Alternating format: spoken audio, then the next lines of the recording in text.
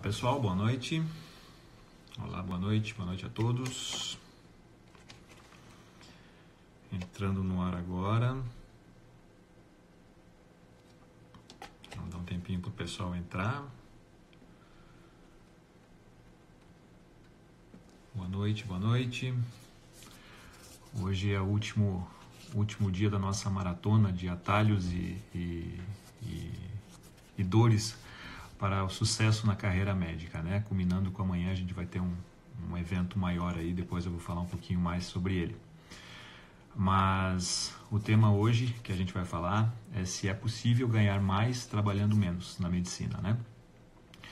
Então é uma pergunta recorrente das pessoas, os alunos da graduação, os alunos do nosso curso, os colegas que saem informados, saem bastante assustados com o mercado lá fora, né?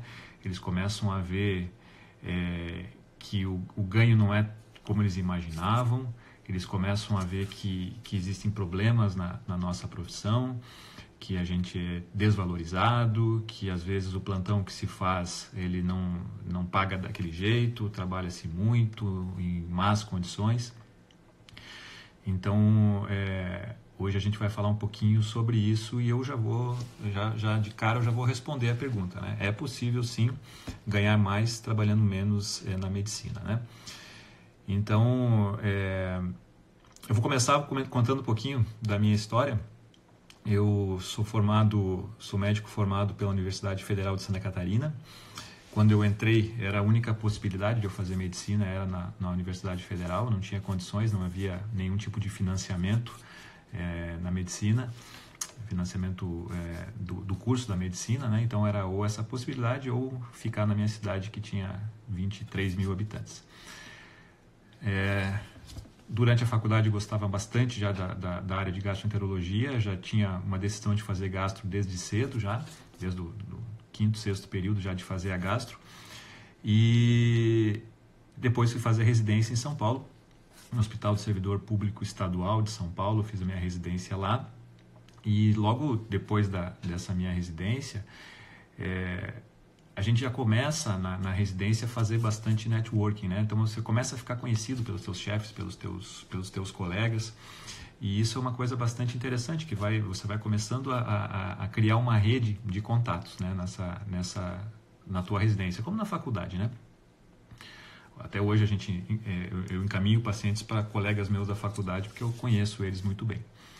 Bom, depois durante a residência, então, eu entrei no doutorado, lá na Universidade de São Paulo, comecei a fazer meu doutorado, e paralelamente a isso tinha meus plantões eu fazia em pronto-socorro em São Paulo, no ABC, eu fazia plantões em ambulância também, na cidade de São Paulo, e eu comecei a perceber em São Paulo que a gente tinha bastante problemas ali, né? Primeiro que se pagava muito pouco nos plantões que eu fazia. Segundo lugar, a segurança, né? Um dia, num plantão noturno que eu estava fazendo com a ambulância, a gente teve um acidente, né? A ambulância estava a 50 minutos indo para o local de atendimento e era um sábado à noite e a ambulância bateu num carro de uma pessoa que estava embriagada. Naquela mesma semana, um colega de plantão do hospital que eu fazia me ofereceu para fazer endoscopias no serviço que ele estava montando naquele mesmo hospital. E é claro que você tem a vontade sempre de trabalhar na tua área, né? E só que assim, ele ofereceu o valor de R$10 por exame de endoscopia para tocar o serviço para ele, né? Então você começa a se sentir desvalorizado, você começa a se sentir bastante triste com a profissão de medicina quando um colega te oferece uma coisa dessa, né? Então quer dizer, você fazendo endoscopia R$10 o exame, é um valor extremamente aviltante, né? Então, é uma coisa que não compensa. E essa é uma das fases que a gente tem que tomar algumas decisões bastante complicadas, né? E a primeira delas é onde eu vou trabalhar. Então, eu falei aquela rede, né, de contatos na minha residência, eu já tinha essa rede de contatos, eu podia começar a me estabelecer como gastro em São Paulo, como milhares de médicos gastroenterologistas de São Paulo. Mas eu tinha muita vontade de voltar a Santa Catarina. Então eu entrei em contato com a Sociedade de Gastroenterologia, com a Sociedade de Endoscopia, e eu consegui uma lista de médicos especialistas no estado. E eu fui vendo que cidades tinha mais, que cidades tinha menos médicos. E junto com isso, numa festa dos residentes, eu encontrei um amigo meu que tinha sido convidado para ser gastroenterologista numa cidade de Santa Catarina, Itajaí. E quando ele não quis ir, ele quis ficar mais em São Paulo por mais um tempo, e eu falei, não, me dá o telefone do colega e eu quero ver se eu quero conhecer. Eu sabia que em Itajaí tinha 2 ou 3 gastroenterologistas naquela época. Então fui para Itajaí, conheci o meu sócio, que é meu sócio até hoje, ele me convidou. Hoje a gente acha engraçado quando chegam colegas novos na cidade, eles querem saber quanto eles vão ganhar, né? E ali a gente não tinha isso, né? Ele falava assim, não, eu tenho trabalho aqui na clínica, eu tenho trabalho aqui no hospital, eu consigo entrar em alguns lugares, mas assim, você que vai fazer a tua clientela, né, não vai ser difícil, mas enfim, eu não posso te dar nenhuma previsão de lucro, né? Mas eu resolvi apostar, eu vim a Itajaí. Um ano depois eu entrei na faculdade de medicina, eu dou aula na faculdade de medicina até hoje, e eu comecei a notar que os alunos da medicina eles tinham uma grande dúvida do que acontecia lá fora, né, atrás do muro. Como é que era a vida de médico, né? E eles faziam umas perguntas que eu achava tão básicas, né? Quanto é que ganha? O que faz? Como é que eu guardo meu dinheiro?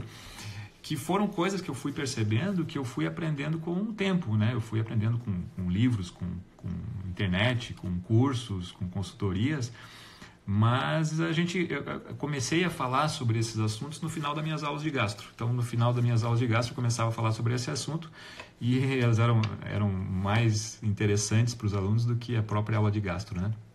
Então, a gente começou a ver essa necessidade.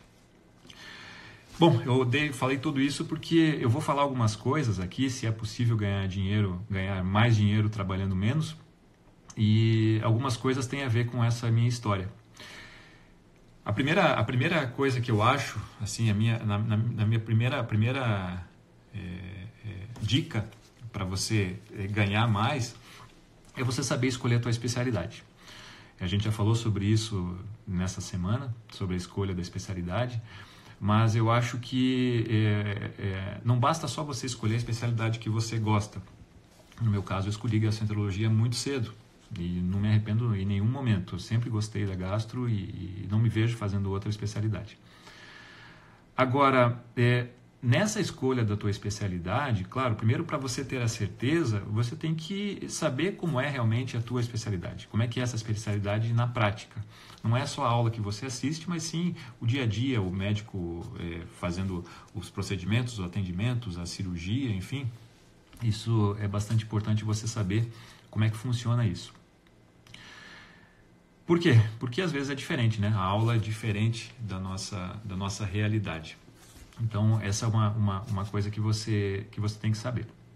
A outra coisa é que você, escolhendo a tua especialidade, depois você vai escolher aonde você vai ficar.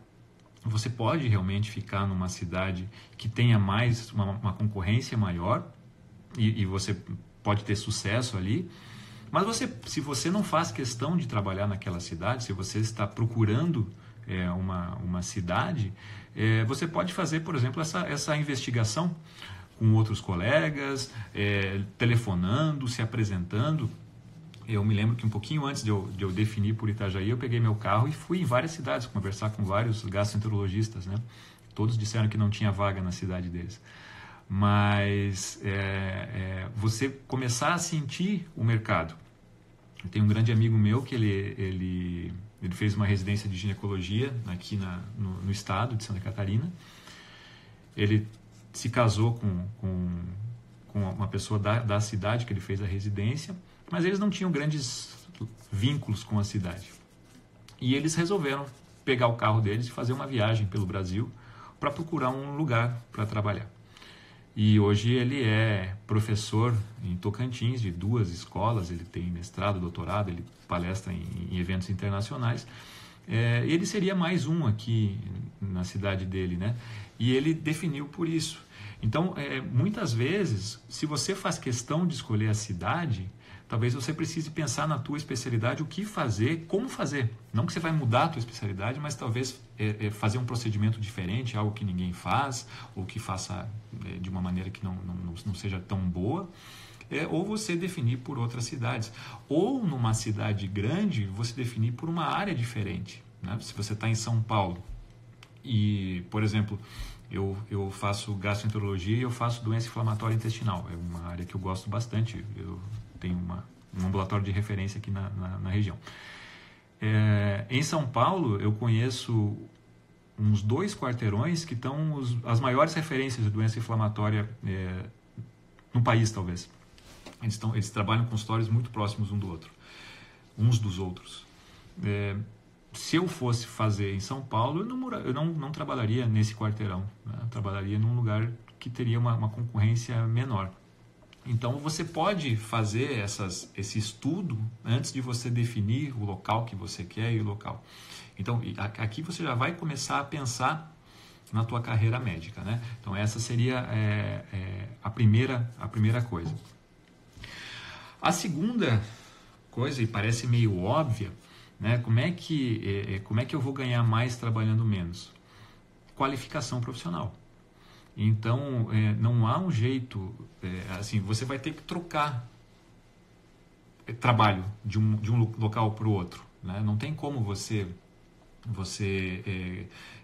enfim, ganhar mais naquele mesmo local fazendo a mesma coisa sempre. A gente, na nossa vida, a gente tem momentos que a gente tem que decidir, a gente tem que fazer algumas trocas, né? Se a gente ficar sempre no mesmo lugar, eu falei isso ontem, quando a gente falava sobre gestão do tempo, né? Às vezes a gente está num plantão, um plantão num lugar que já nem faz tanto sentido para você, se você parar e analisar friamente, né? Você está naquele plantão desde a tua residência, você se afeiçoou ao local, às pessoas, mas é um plantão que você trabalha mais, você não está mais trabalhando na tua especialidade e você não está ganhando bem para fazer aquilo. Então, são coisas que a gente deve pensar. Então, a gente sempre fala, né? Onde você se imagina daqui a 5 anos? Como é que você se imagina? Aonde você pretende estar daqui a 5 anos? Como você pretende estar daqui a 5 anos? É um exercício que a gente sempre deve fazer.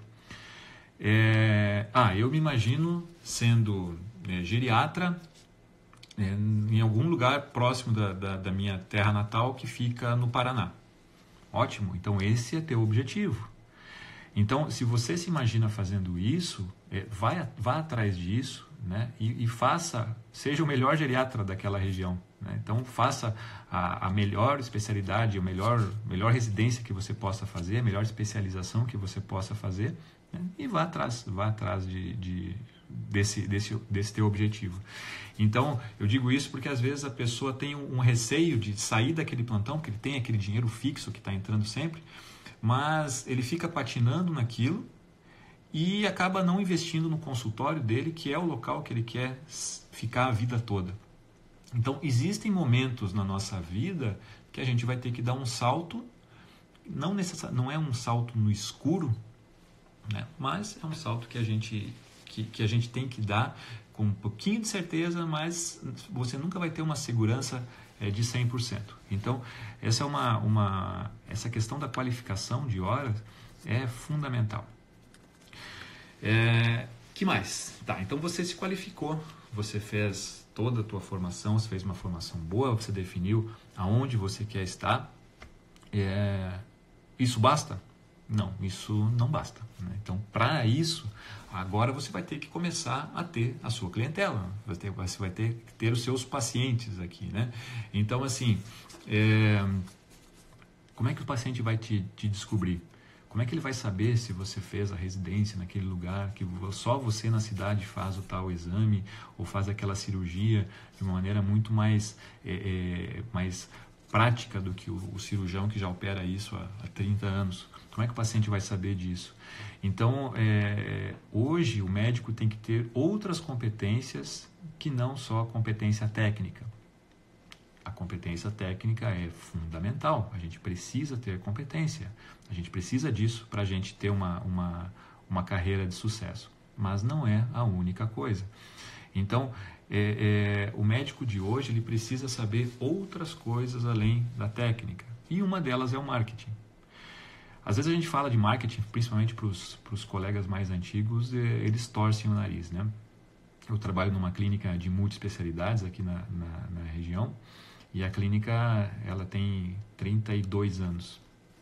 Então eu tenho sócios ali que eles estão na clínica desde o início. E quando eu comecei a levantar a questão do marketing na clínica, a gente sofreu muita resistência, porque os colegas não veem essa necessidade, não veem essa importância, né? Mas hoje é importante. Então, o paciente hoje, ele não busca você só através de recomendações familiares ou recomendações de amigos. O paciente de hoje, ele busca no Google, né? Então, você tem que saber no Google, no YouTube, no Instagram. Então, você precisa saber se posicionar numa rede social, né? Você precisa saber se posicionar fazendo marketing. E quando a gente está começando, a gente não tem dinheiro para a gente contratar, além de todos os nossos gastos, contratar uma agência de marketing, né? Uma agência de marketing, para uma clínica, ela costuma cobrar aí em torno de 4, 5 mil reais por mês, né? Então, no início, a gente vai ter que fazer o nosso próprio marketing, né? Então, essa é uma competência que o médico de hoje ele tem que saber fazer. Então, ter o seu Instagram, por exemplo, ter o seu Instagram profissional, não misturar os pacientes com seus familiares, né?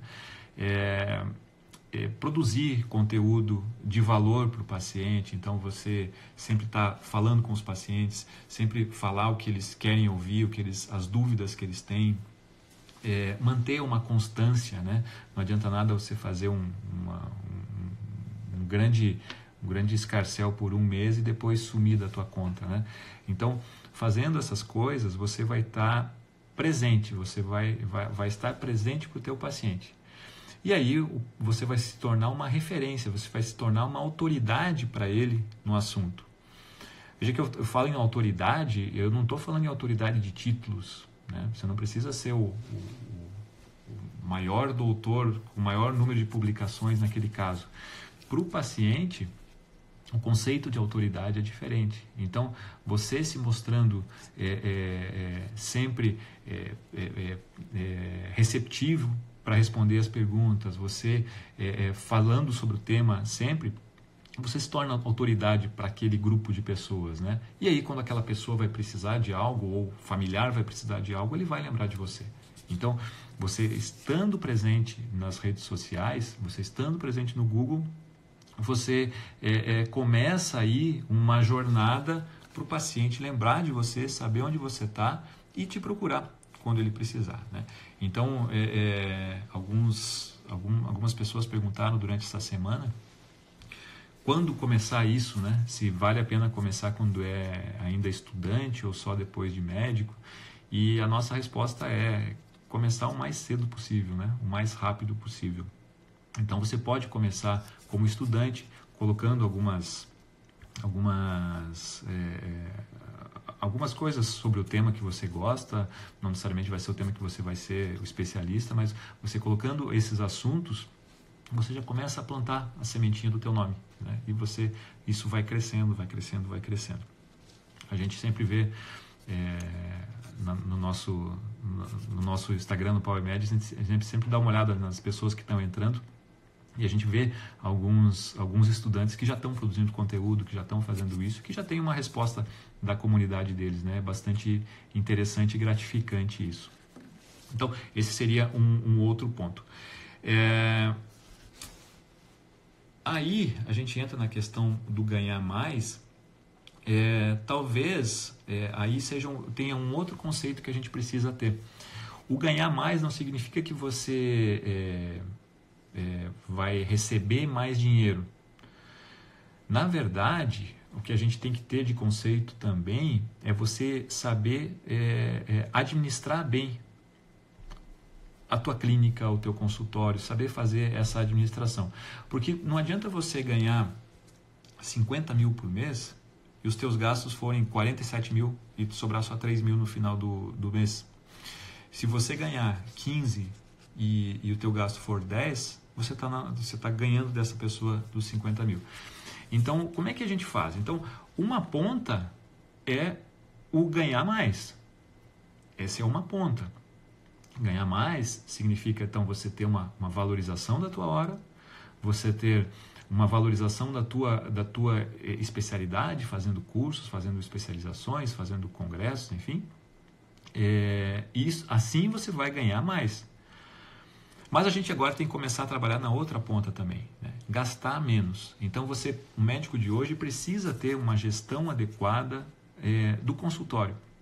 Então, não adianta só você chegar lá, você ter a tua secretária, você ter tua administradora, e você entra, atende, vai embora, e você não olha como é que estão as coisas, e você, de repente, um ou outro paciente começam a criticar porque foram mal atendidos no telefone, e você acaba não dando sequência nessa queixa do paciente, e você vê que a tua vida, o teu consultório vai começando a ficar estagnado. Então, hoje a gente precisa ter competências outras, né? A gente precisa saber, por exemplo, de gestão de pessoas, aprender a contratar uma pessoa, uma secretária. Para o paciente, a secretária é o espelho do médico. Quer dizer, a primeira pessoa que ele vai entrar em contato é a tua secretária.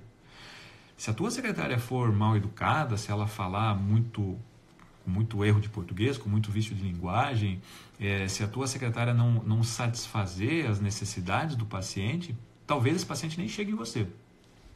E se ele chegar em você, muitas vezes ele não vai te falar isso, né, que foi maltratado, mas talvez ele não volte. A experiência da consulta para o paciente é uma experiência global. O médico faz parte dessa experiência, é a maior parte, mas ele não é a única. Então, assim, você precisa saber contratar uma equipe, treinar uma equipe, para que o atendimento seja um atendimento de excelência de ponta a ponta. Desde que o paciente ligou para a tua clínica, até o momento que o paciente sai pela porta com uma receita. Então, essa competência de gestão de pessoas é muito importante. A segunda competência, a gestão financeira. A gente está cansado de ver colegas aí trabalhando em clínicas e falam que a clínica não dá lucro.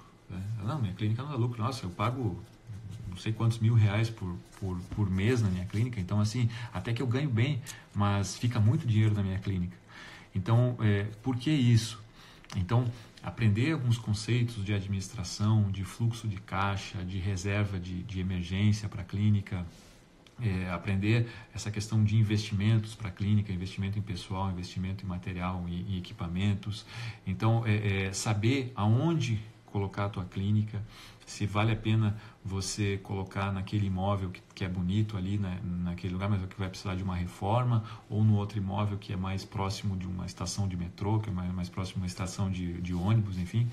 Então, esse tipo de preocupação o médico não pensa, não imagina que se tenha, mas temos. Então, assim, não adianta só a gente ganhar mais, a gente precisa administrar para gastar menos. O que importa é o que sobra. Esse é o rendimento líquido, não o rendimento bruto. Então, a gente sempre bate nessa tecla do rendimento líquido.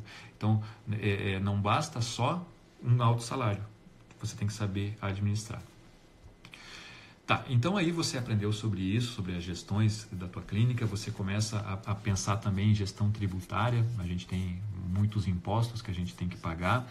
Esses impostos a gente pode pagar como pessoa física, pode pagar como pessoa jurídica. Em alguns empregos a gente pode fazer como pessoa jurídica, isso tem um desconto melhor para você. Ou a gente pode ter um livro caixa, enfim. A gente tem que começar a ter uma gestão tributária também. Isso faz parte dos teus gastos, os impostos, né? Então, precisa-se ter também algo nesse sentido. E depois que você fez tudo isso, o que você vai precisar fazer? Você vai precisar administrar o seu dinheiro. Então, você chegou até o final da tua jornada, né? Então você se especializou, você achou um melhor lugar para você trabalhar a tua especialidade, você fez um marketing adequado, que os pacientes foram te procurar, você entrou numa estrutura que você conseguiu tomar parte de alguns processos e essa estrutura começou a girar melhor, começou a ter um lucro, né? E agora você precisa saber administrar o teu dinheiro. E isso, infelizmente, ninguém fala pra gente na faculdade. Então, na faculdade tem 3 grupos, né? Tem o grupo que não tem dinheiro nenhum guardado, tem o grupo da poupança e tem o grupo da previdência privada, né? Que o pai fez antes de entrar na faculdade. Então, quando a pessoa sai, o que ela vai fazer? Ela vai manter isso, vai manter o dinheiro dela nessas aplicações, ou ela vai fazer pior, é pedir um conselho para o gerente do banco e o gerente vai dizer qual é o melhor produto naquele momento. Só que esse melhor produto às vezes é o melhor produto para ele, né? Para a meta que ele tem, para o banco dele e talvez não para você. Então, se você tomou parte na tua especialização, se você definiu isso, você definiu aonde você quer trabalhar, se você definiu como fazer um marketing mais adequado, se você definiu como gerir melhor a tua clínica, por que você vai delegar agora, no final, por que você vai delegar isso para um gerente de banco ou para uma terceira pessoa? Né? Então, assim, o saber o que fazer com as tuas finanças, o que fazer com o teu dinheiro, é a última parte da ponta ali, até para você ganhar mais, mas é uma das mais importantes. Porque a gente deve começar isso logo no início da nossa vida como médico, né? Talvez você possa até começar antes, como estudante, mas à medida que você começa a ganhar o teu dinheiro, você já tem que começar a pensar em como investir isso. A gente está cansado de ver colegas aí no plantão, colegas aí de 65, 70 anos dando plantão no sábado à noite porque precisam, né? Precisam pagar as contas. Minha filha está na faculdade, a minha filha está ali, a hora que sair da faculdade, a hora que ela casar, eu vou sair do meu plantão e tal. E a gente vê histórias se repetindo, né? Se repetindo, e que são histórias extremamente tristes, né? De colegas, e quantas vezes eu vi colegas assim que eu pensava, não, eu não quero isso aí para mim, não é isso que eu quero. Então, você precisa começar a trilhar um caminho, traçar um plano para que o dinheiro possa render mais, para que você possa trabalhar menos. Então, se esse dinheiro que você guardou, você vai colocar numa aplicação melhor, você vai trabalhar menos ou por menos tempo. Então, essa questão das suas finanças pessoais não tem como não estar junto num plano de sucesso na carreira médica, né? Por isso que a gente chega até esse ponto, né? Porque de nada adianta você fazer tudo certinho, e de repente colocar o dinheiro num lugar que não rende nada, né? E aí aquela pessoa que não fez tão certo as coisas assim, ela começou a prestar atenção nessa questão de finanças, ela começa a ter um ganho maior porque ela se preparou, né? E ela tá colhendo os frutos. Então, a variável mais importante nas finanças é o tempo. Então, se a gente for olhar lá a fórmula dos juros compostos, né, o tempo é o exponencial. Então, é o que mais vale. É a variável, sem dúvida nenhuma, é a que mais vale. Não é, ela bate taxa de juros, ela bate todo o resto, né? Então, o variável tempo é a principal. Então, comecem desde cedo. E como é que a gente faz isso? Como é que a gente faz desde cedo? Como é que eu vou fazer desde cedo se eu, como residente, eu ganho 3.300?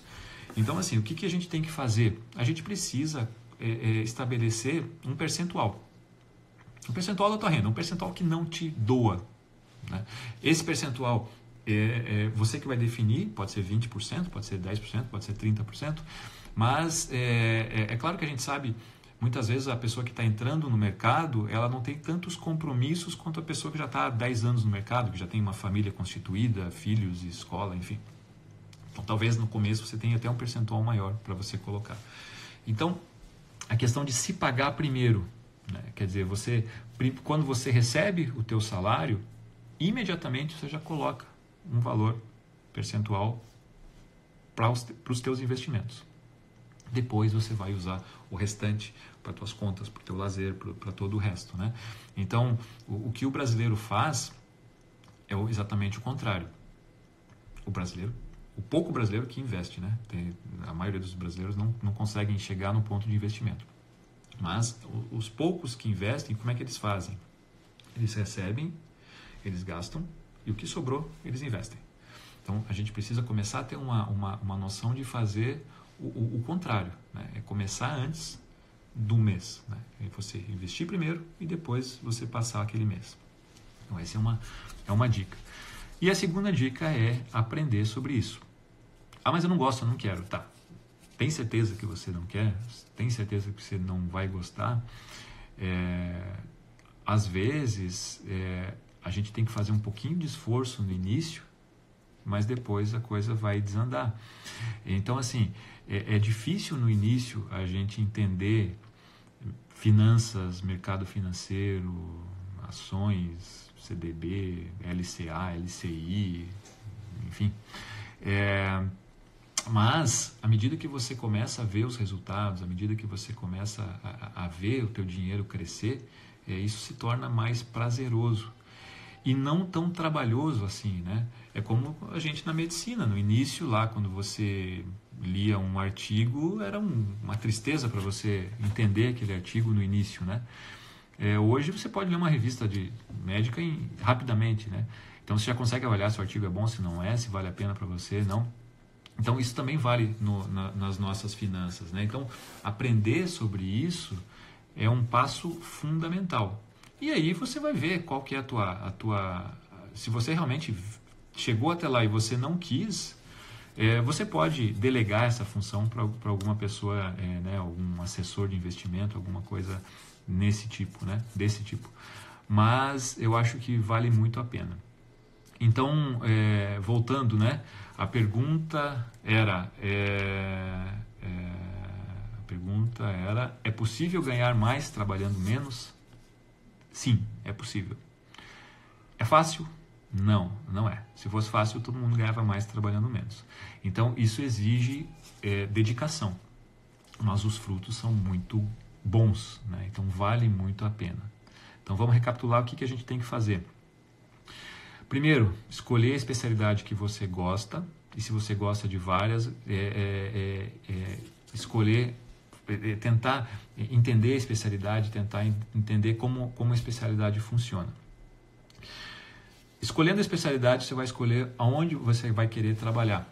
Pode ser numa cidade diferente, pode ser num bairro diferente. Então, você pode fazer uma medicina de qualidade em um local muito próximo, né? Então, não necessariamente você precisa ficar onde todo mundo está, para onde todo mundo está indo, né? Então, esse é o primeiro ponto. Depois, se qualificar. Então, você quer ser o pneumologista, então seja o melhor pneumologista. Faça cursos, faça congressos, faça especializações, super especializações, vejam o que está por trás disso, né? Então, faça isso. Invista em marketing, né? Aprenda a fazer marketing. Faça marketing de resultado, não marketing de esperança, né? O que é o marketing de esperança? Eu vou colocar lá um anúncio no Facebook e vou esperar ver se aparece alguém. Não, aprenda sobre isso, aprenda as ferramentas, aprenda como usar essas ferramentas para você ter um caminho de sucesso. Tá, esse é um ponto. Tá, segundo ponto. Segundo não, já estou no quarto ponto aí. Quarto ponto, aprenda sobre gestão. Gestão do teu consultório, aprenda sobre gestão de pessoas, sobre gestão financeira do teu consultório, aprenda sobre tributação, aprenda sobre todas aquelas coisas que você não quer aprender, mas que são fundamentais para o teu sucesso. Por que isso? Porque você vai gastar menos. Então você vai ganhar mais e você vai gastar menos. O que importa é o que sobra, né?